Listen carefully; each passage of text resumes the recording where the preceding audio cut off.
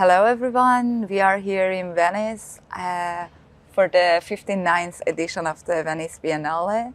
We are here with Wojciech Szymanski, co-curator of Polish Pavilion. Wojciech, can you tell us more about the idea behind the pavilion, the artist, how the concept came to be? We are in front of the Polish Pavilion, where you can find an exhibition of Małgorzata Mirgatas entitled Re-Enchanting the World. The title of this exhibition was inspired by Silvia Federici's book, Re-Enchanting the World. And the artist herself is the first Roma artist in the history of the Venice Biennial. So, of course, she was born in Poland, she's Polish citizen. She identifies herself as Polish, but in the same time, she's Roma. She's from Bergitka Roma community, which is a transnational group of Roma people who lives actually not only in Poland, but also in Slovakia, Czechia, Austria, and also in the Western Europe.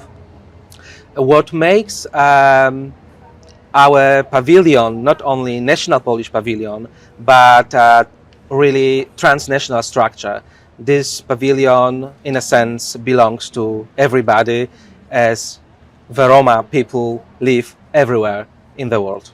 Can you tell us more about the artwork itself, the medium? Because unlike many other pavilions, we can see maybe more traditional medium here, not like post-conceptual or installation, although the works are installed like really grand walls, and when you enter it's an immersive experience, but generally like the medium is kind of more traditional. Can you tell us about the concepts behind the medium and how it is connected to the idea of re-enchantment and the Roma people and all the ideas that you were mentioning connected to this artist?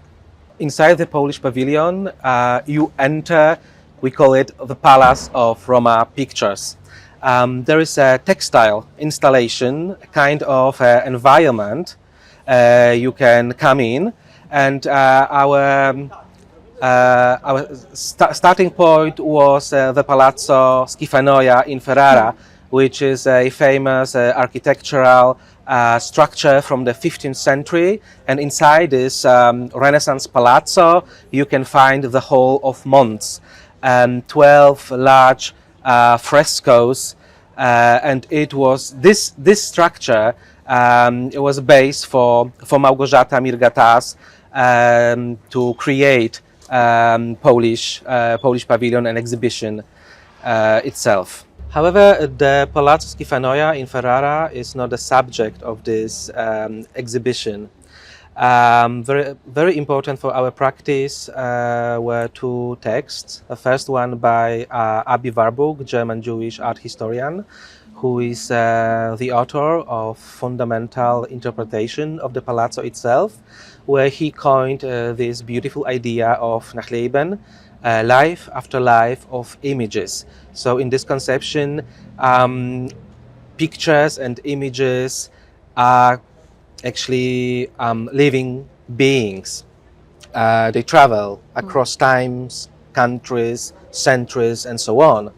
And the second fundamental text for us was Alice Smith's, a Scottish writer, novel How to Be Both, which is a novel about Ferrara, about Francesco del Cossa, 15th century painter of the Palazzo Schifanoia, but also novel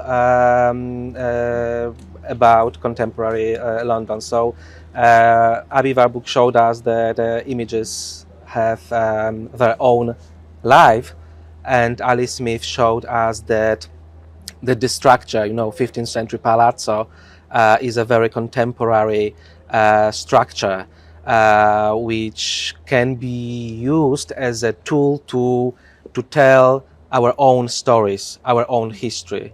And this exhibition is I would say, reinterpretation, a kind of reframing and reappropriation of old masters, European classic art history, and history itself by a Roma woman, Małgorzata Mirgatas,